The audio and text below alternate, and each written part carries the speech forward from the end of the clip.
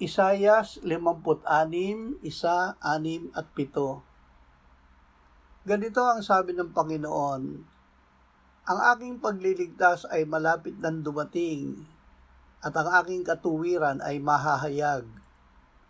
Ang mga dayuhan na sumanib sa Panginoon upang maglingkod sa Kanya at ibigin ang pangalan ng Panginoon at maging Kanyang mga lingkod, bawat nangingili ng sabat at hindi nilalapastangan ito at nag-iingat ng aking tipan, sila ay dadaling ko sa aking banal na bundok at pasasayahin ko sila sa aking bahay dalanginan. Ang kanilang mga handog na sinusunog at ang kanilang mga alay ay tatanggapin sa aking dambana, sapagkat ang aking bahay ay tatawaging bahay panalanginan para sa lahat ng mga bayan. Ang paanyaya sa mga dayuhan. Ang pagliligtas ng Panginoon ay hindi lamang para sa iisang lahi, kundi para sa lahat ng sasampalataya sa Kanya.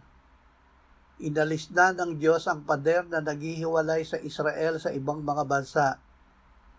Ang pakikipag-isa sa Diyos ay nakabatay sa pananampalataya sa Kanya, hindi sa bansang pinagbulag.